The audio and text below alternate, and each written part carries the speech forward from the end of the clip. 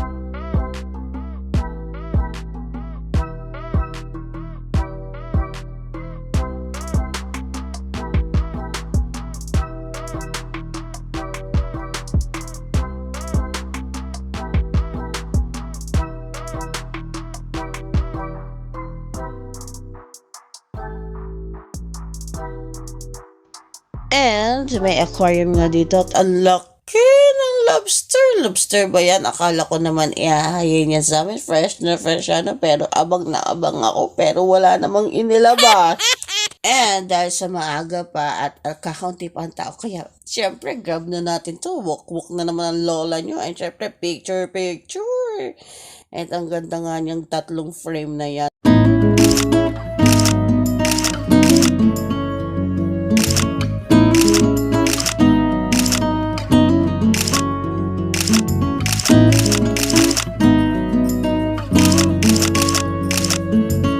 And binalikan ko nga itong mga lobster. Sabi ko nga sa sarili ko, matitikman din kita. Yung pala, hindi na nga pala kasama sa menu. And, yun nga, hintayin natin dumating yung mga kasamahan natin para magsimula na. And I'm so excited. Ang laki talaga. Tingnan nyo naman.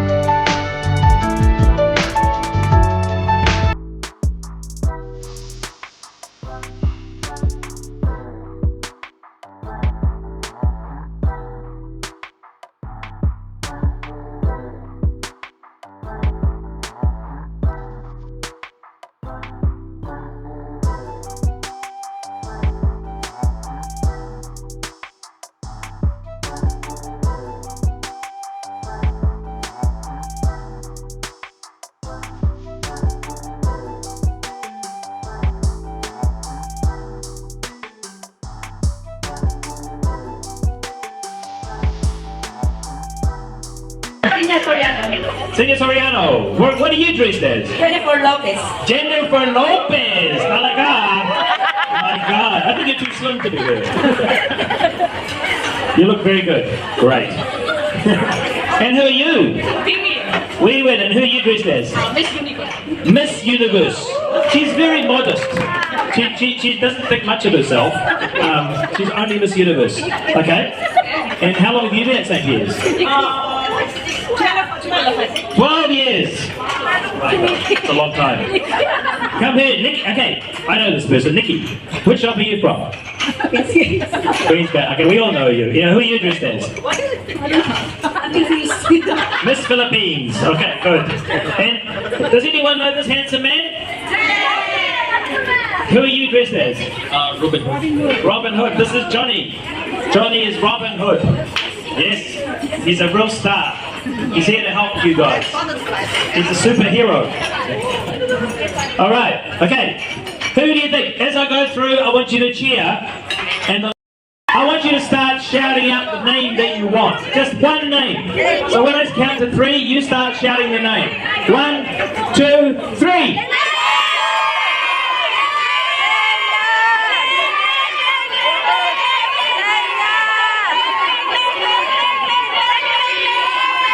Okay, stop. I think that was the worst idea I've ever had. I couldn't understand a single word. Let's do it one more time. Jennifer Lopez. Cleopatra. Platoon. And Miss Philippines. Well, I think it's between these two here. So, Jennifer Lopez. All right. Sorry, there's only 3 prizes. Thank you very much. Okay, the winner is Wiggly!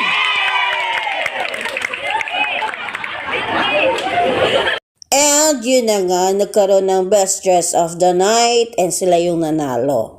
And eto na nga, pag-usapan na natin yung mga kinain natin and hindi sila sabay-sabay inihayin. And first nga inihayin ay itech, ang ating appetizer, pero hindi ko na kailangan yan kung sa totoo lang kasi gutom na ako. And ito yung una nilang inihayin, parang lechong baboy siya, tapos may kasama chicharon yung ko sa atin sa chicharap, yung sa chowking. Tapos yan, meron kasamang wrapper, tapos veggie, and yan ang gagawin mo yan, ganyan. And served together with the green tea, sosyalan. Kaya lang, hindi ko naubos yung green tea ko kasi medyo hindi na mainit. And syempre, nire-reserve ko yung busog ko kasi first pa lang hayin to. Abangan natin yung mga susunod pa. And sinundan na nga ni Tech, parang sisig siya tapos irarap mo dyan sa cabbage. And ang sarap niya, tapos yung repolyo talagang fresh ang lutong. And duwapos nga lang kainin kasi kailangan mo talagang isubo siya. Ay ang lapad-lapad ng repolyo and gagawan mo ng paraan pa kung masyasya sa bibig mo. Parang sa sangyup kumbaga. And hindi ko na nga naisip mag-video kasi busy ang lola nyo eh. And after that ay sweet corn soup naman. Ang sarap niya. Tapos mainit-init pa talaga yung sabaw. Yummy. And then, after nun ay nag-serve na sila ng fried rice. Yummy fried rice. And sunod-sunod na yung ulam. Ito parang prawn na may coated ng harina. Tapos ito parang filet siya na sweet and sour. Tapos may veggie. Masarap. And lechong kawali. And baka, yung parang minatamis na baka na fry. Yung after ma-fry, ilalagyan ng pasar siya na paiga. Tapos meron pa flour. Hindi ko lang alam kung edible talaga yung bulaklak na yan. Hindi ko na alam kung ano nangyari. Tapos ito yung maalat na squid. And favorite ko pa naman ng calamaris, kaya lang siya yung pinakamaalat. And sumatotal, masarap po yung pagkain dito. Pero lang talaga dito sa maalat na itech. And kung naaalala nyo yung videohan natin kanina, nakapatong kayo sa turntable ng ating table. Yes, first time kong makakakain dito sa turntable. And okay siya kasi hindi mo na kailangan ipaabot yung buong plato para makakuha ng food, iintayin mo nga lang ang iyong turn. Pero hindi ka naman mag-aalala baka kay maubusan kasi ang plato dito hindi uso. Ang binigay nila sa amin ay platito, kaya tamang dikim mo lang pero busog ka din naman kasi ang dami naman nilang in-order mga list na nasa menu and very good, very nice. Natikman ko lahat. And syempre, ang walang katapusang picturean. Syempre, lubusin na natin dito bago tayong makauwi sa ating bahay. Dapat umuwi tayong maraming picture.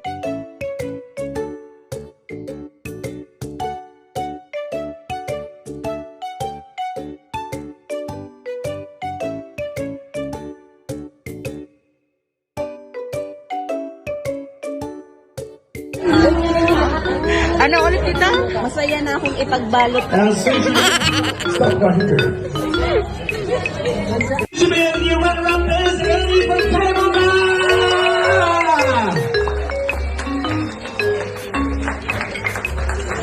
And presenting yung aking naibalot para sa kanila kasi hindi naman ako duty next day. And ang maganda nga dito, automatic, nagbibigay na sila ng container. Legal na legal ang pasyaron dito. Okay yun ah.